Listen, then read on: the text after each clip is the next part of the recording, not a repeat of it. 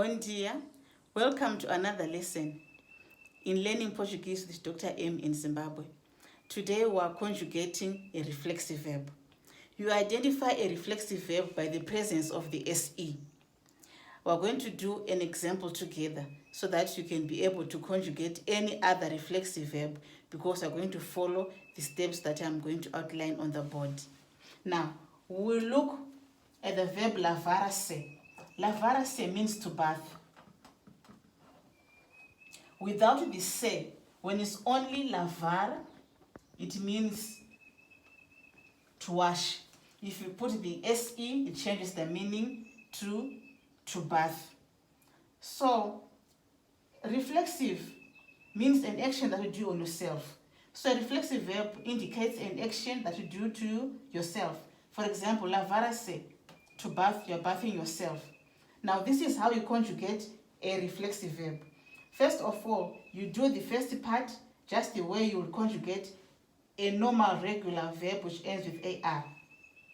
What I'll do, I'll first list the pronouns going downwards.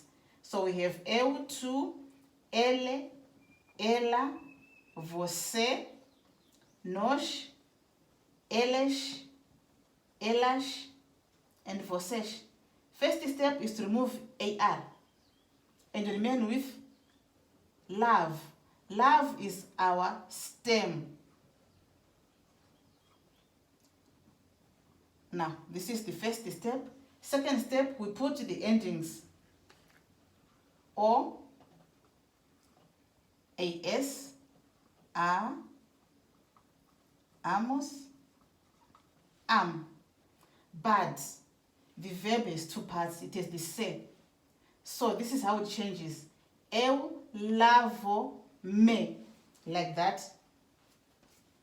Eu lavo me. Tu lavas te.